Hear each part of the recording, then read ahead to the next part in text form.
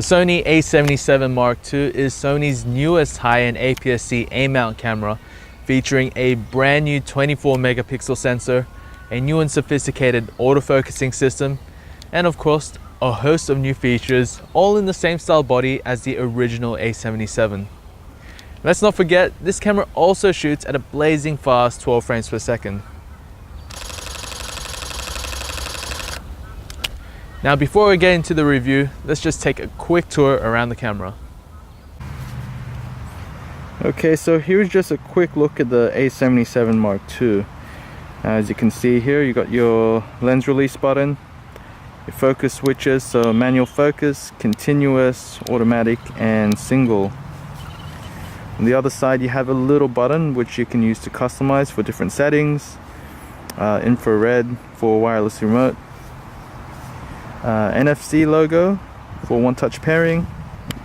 Underneath here you have one SD card slot. Now over here you got quite a few buttons, some of which are customizable. You have an electronic viewfinder in what's called a proximity sensor, so when you put your eye to the viewfinder, it's instantly going to turn on. Over here you have a nice 3-inch LCD screen, very flexible.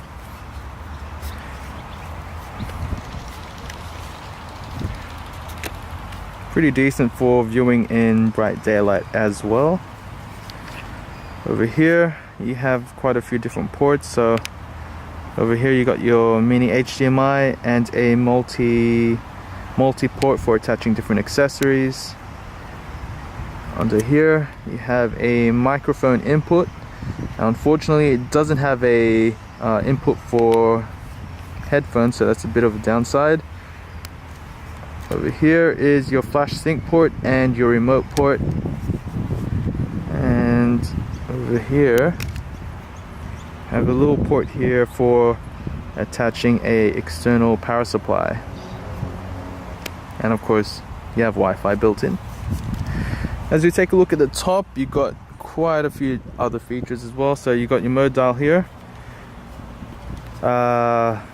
microphone, multi-interface hot shoe, little button here to manually switch from the LCD to the electronic viewfinder, an LCD screen. I'll turn it on first so maybe you can see it. It's also got a light here. Obviously you can't see it because it's daytime. Yeah, so you got your drive mode, white balance, exposure compensation, ISO button, and of course your shutter button, which is shared with the on and off switch. And finally, we're taking a look at the bottom. You have your battery slot, takes M-type batteries, and of course you got your tripod mount right there. That's just a quick tour of the a77 Mark II. Now the camera itself weighs approximately 726 grams, and that's with the battery included. Of course, when you attach a lens such as this Carl Zeiss 24-70, it's going to be a lot heavier, so I wouldn't really recommend it for a travel camera, unless of course you don't mind the weight.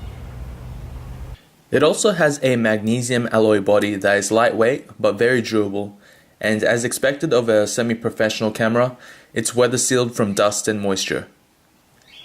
Whilst the camera is weather sealed, make sure that you are also using a weather sealed lens such as the Carl Zeiss 50mm f1.4 lens, and that the hot shoe cap is on the hot shoe.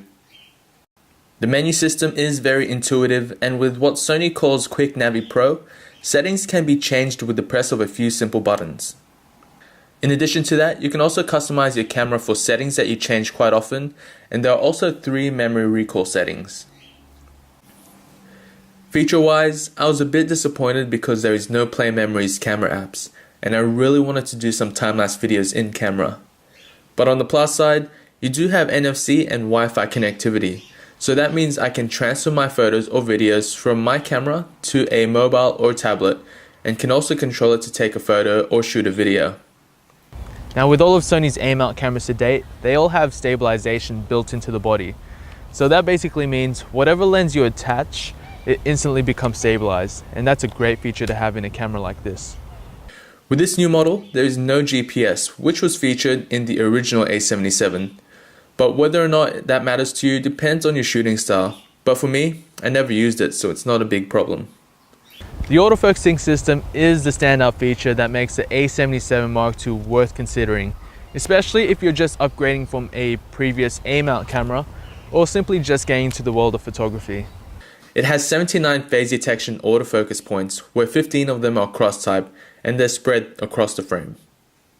To test out the autofocusing system on the camera, I took it to the park to photograph a few birds in flight, and it held up extremely well, with 90% of my shots in perfect focus.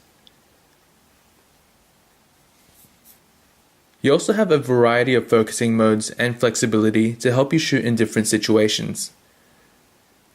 So I was curious to see how well the camera focused in low light conditions, given that there is no AF assist lamp. So we're just going to quickly try it right now.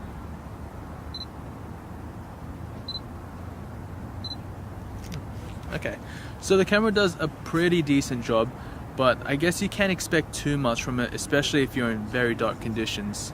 But if worse comes to worse, you can always use the pop-up flash to assist you, especially if it's really dark.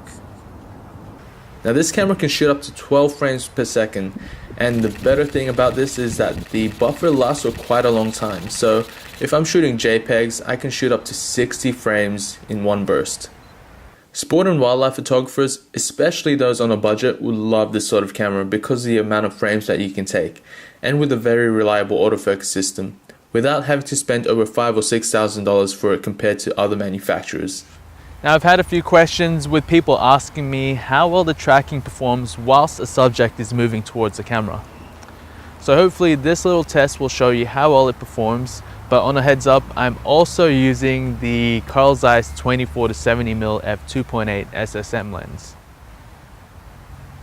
The camera takes about 2 seconds to power up to take a photo, and about a second to power down. On a full charge of battery, you can expect to take about 450 to 500 shots, give or take. Now, utilizing the Bionz X processor with a new 24 megapixel sensor, the A77 Mark II gives you great quality images and improved low light performance. You can get clean images up to ISO 3200, but I wouldn't hesitate to push it up to ISO 6400.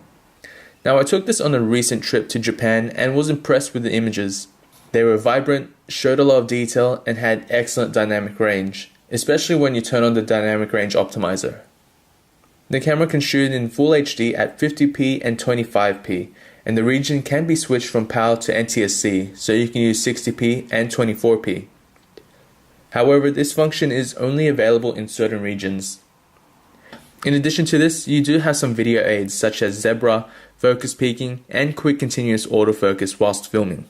Unfortunately, the camera does lock at f3.5 if you are using continuous autofocus. And one surprising omission is the a77 codec, which can be found on some of other Sony's cameras. To give you a quick idea of the video quality you could expect out of this camera, here are a couple of clips of dogs that I filmed at the park. This is straight out of the camera with no post-processing, with the stabilization turned on.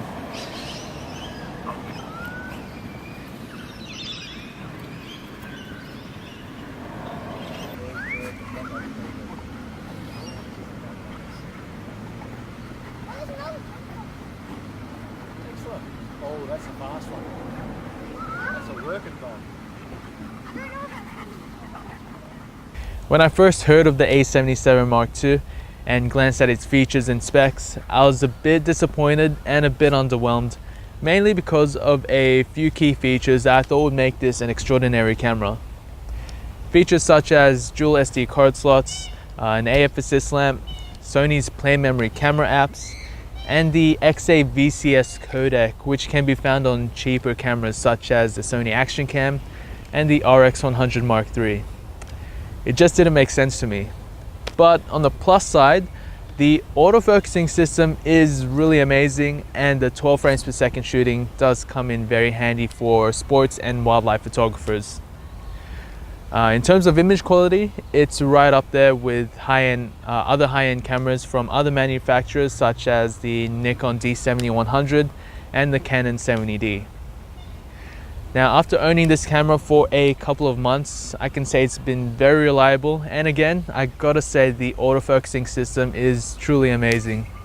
So I would highly recommend this for professional and enthusiast photographers that rely on that need a durable camera and that need a reliable autofocusing system. If you have any questions, please feel free to leave a comment below. And if you found this video helpful, show some support by liking this video and subscribing to my channel for more Sony camera reviews and tutorials.